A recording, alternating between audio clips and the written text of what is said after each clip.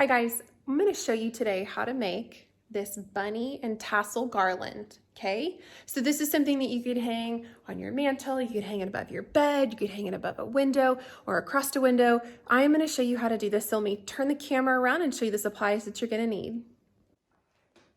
To make the bunny garland, you're going to need 3 sheets of paper. It does not matter the color. This is just what I picked. I felt they were very Eastery, so I picked those. Scissors, pencil, glue, some Q-tips, which I don't have laying out here, yarn, and then 2 circles to use as tracers. So these are the 2 that I picked, the bottom right there and this one. Okay, so let's get started. All right, so for our next fun project, we are going to make a bunny and tassel garland. We're going to do this by first creating a tracer. So basically a stencil, we're going to draw a stencil of a bunny, and it's going to be like you're looking at the back side of the bunny. So we're going to draw that, and then we'll cut this out and use that to trace onto either construction paper, or if you want to take paper and paint it and then trace it on there and then cut it out. You can do this any number of ways, but what we're going to do is we're going to put our bunny on here, draw him out or her, cut them out, and then we'll move on to the next step. So let's get started. You'll need to find 2 circles that you can trace that you think look about like the size of a bunny's body and head. So I found this tape roll that I think the inside or even the outside looks about the right size in proportion to this. So I think that I'm going to overlap them just a hair so that we've got bunny's body, bunny's head, and then we'll draw the ears, and then we'll figure out a place to put the tail. You can either not paint the tail, or you could find something that you think would be super cute to put on there for a tail. It could be a button. It could be, maybe you put a little bit of glue down and you put some salt over the top of it, or you could find a cotton ball and pull it apart. However you want to do this, but let's go ahead and get started, okay? So I'm going to maximize my paper, I'm going to put my circle down here at the bottom, and I'm going to trace the inside circle, just like that. Then I'm going to take my Glade bottle and I'm going to actually overlap just a little bit. Try to make it as centered as you can. And then I'm going to trace around. Ooh, I'm getting off my lines here. Okay, trace around your circle. I did not do a very good job with this one, but you know what? That's okay, because this is going to be our template. So we can erase, we can pull it apart however we want. Okay, I don't think that I like how little that circle is, so I'm going to put this back over here right on top, and I'm going to trace the outside and just make it a little bit bigger. But again, this is a template, so it doesn't matter how perfect it is, because we are going to draw and adjust this accordingly. Okay, so let's erase this line and let's see.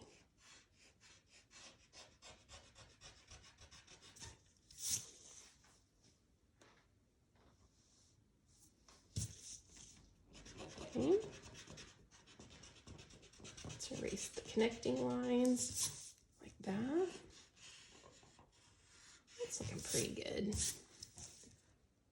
And we can smooth up these lines a little bit if we want with our pencil. Just erase your lines and really make it look the way you want it to. Okay? Perfect. I think that looks pretty good. Okay. All right, next up, let's give our bunny some ears. Okay. So we want our ears to be fairly long. So what we'll do is we're gonna draw bunny's ears coming out. Maybe a little bit fatter right there.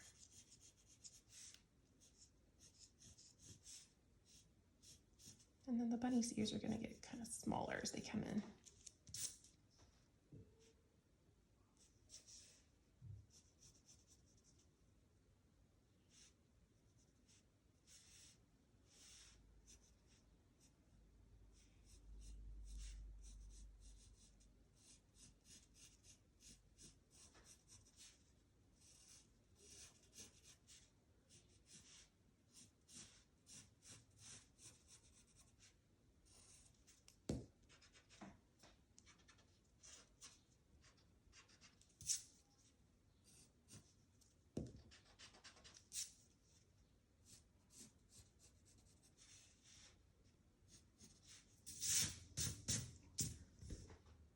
that looks like a pretty good bunny. What do you think? And then let's give him a little circle down here for a tail. All right, that's what we're gonna do. Now we're gonna cut this bad boy out and we're gonna trace them onto other paper. So I did two different options of bunnies. I did one a little more elongated with its ears a little closer together. And then I did one that was a little squattier with his ears a little more separated. It's really up to you personal preference wise, which one you think you want to use. But these are two different options that I drew. I overlapped my circles a little more here, not as much over here, made the ears closer together here, made the ears a little more separated over here. It is totally up to you, however you want to draw this, but I'm going to cut these out and then we're going to start on our next part.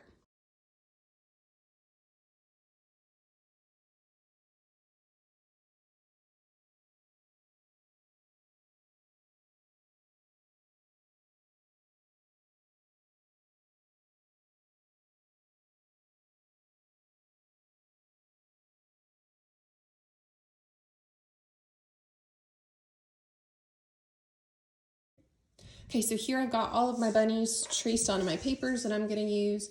And what I'm gonna do now is I'm gonna cut them out. Just remember that whatever side you drew on is gonna be the back side of your bunny. So we don't wanna see these pencil lines, but we also don't wanna hold ourselves super duper accountable that if we do kind of get off the line a little bit, that it's not gonna be showing on the front of our bunnies. So remember, these are all the back of the bunnies. And when we cut them out, this side will be the front.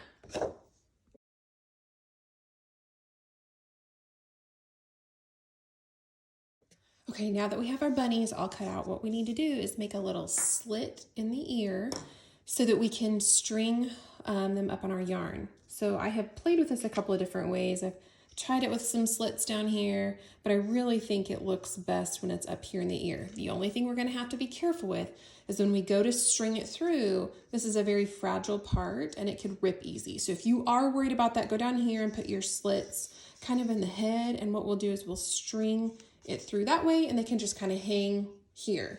Okay, so I'm gonna go ahead and put the little cuts on my bunnies. What I'll do is I'll make about, I don't know, probably 1/2 inch little cut right here, kind of like it looks like the separation of the bunny's ear already, with the little white area. So I'll go ahead and put those in on time lapse. So let's get started. Okay, so as a warning, no child should be cutting these slits. Only the parents should be cutting these slits. So kids, go ask your mom and dad for an X-Acto knife, like that's what I used, or a pair of scissors, but you have your moms and dads help you with these cuts, okay? If you happen to have a hole puncher, you could punch holes, but just be really careful not to go through, or you could punch holes kind of down here. So a hole punch is the easiest way. I do not have one at home with me. But again, if you're gonna do the slits, have mom and dad help you. That is a must.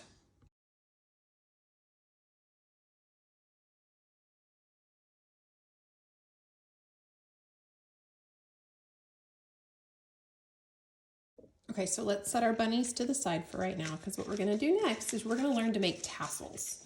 So what you'll wanna do is find a piece of cardboard that's about the same size as your bunnies. So these are my weaving looms that I had created, and they are just about the right size. So what I'm gonna do is set my bunnies to the side, and I'm gonna use the edge of this. You don't have to worry about these little notches. This is for something totally different. I'm just worried about this length right here. So to make a tassel, you will want to have a little piece of thread already cut and set to the side. Okay, and then what you'll do is you're going to take your thread, your yarn like this, and you're going to kind of pinch it like that and then wrap it. Now, I'm going to go ahead and pull a bunch of my yarn out so that it's just easier to wrap. And I'm going to wrap that around about 50 times. So I'm gonna do that in time lapse, so you don't have to sit here and watch me wrap that 50 times. The thicker your yarn is, the thicker you wrap it, the thicker your tassel is gonna be. So if you want it to be thin, don't wrap it super a ton, but if you want it to be super thick, go more than 50. So this is up to you on how thick you want it to be. All right, so let's do the time lapse. Okay, so I ended up wrapping mine about 35 times, I think, because I thought it was getting to be pretty thick. So what I did is I cut my end off. So here's my beginning piece and here's my ending piece. So I'm just gonna lay those really carefully right there. Then that extra piece that we had cut prior to wrapping, what you're gonna do, you're gonna tuck it underneath.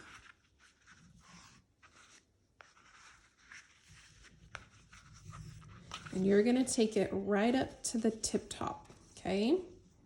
I'm gonna get it fairly even. And what I'm gonna do is I'm gonna tie that together. Doesn't have to be super tight at the moment. We will in a minute, but what we need to do is just connect it.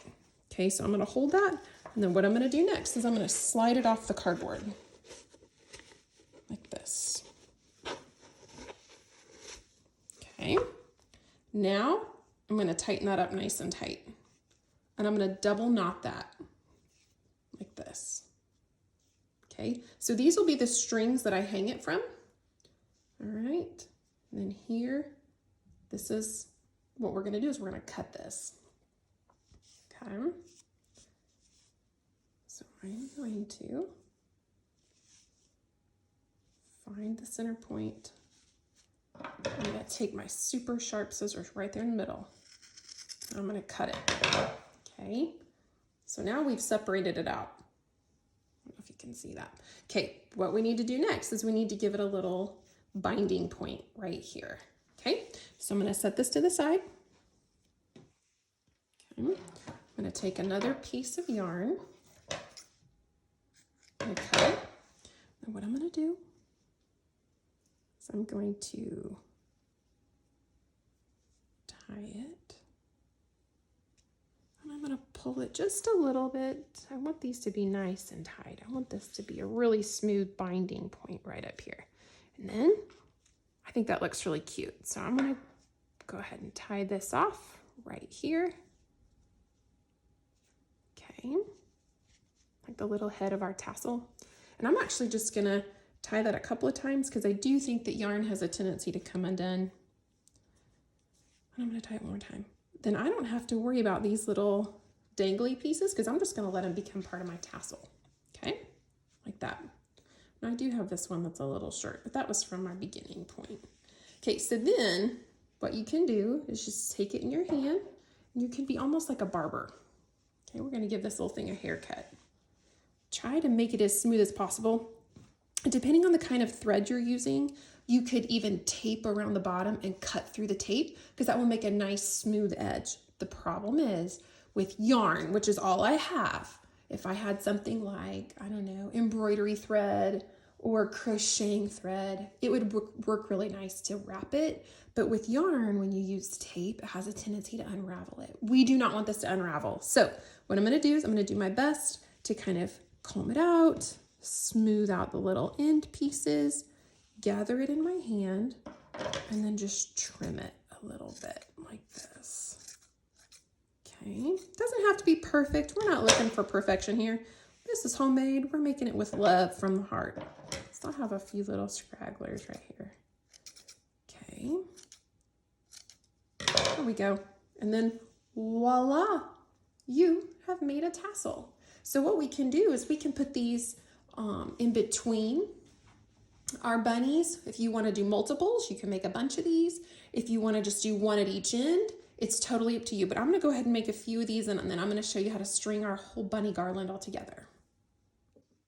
Okay, so here are my tassels that I've made. What I decided to do is do like a pattern.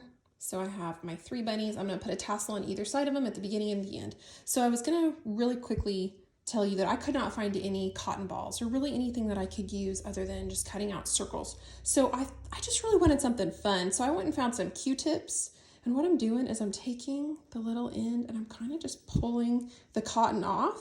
And what it's doing is it's making the perfect little size for a cottontail. So I'm going to go ahead and glue all those down. And then what I'm going to do is I'm going to take a big string, probably of this same yarn that I used for my tassels, and I'm going to string this all up, and I will show you the finished product in just a minute.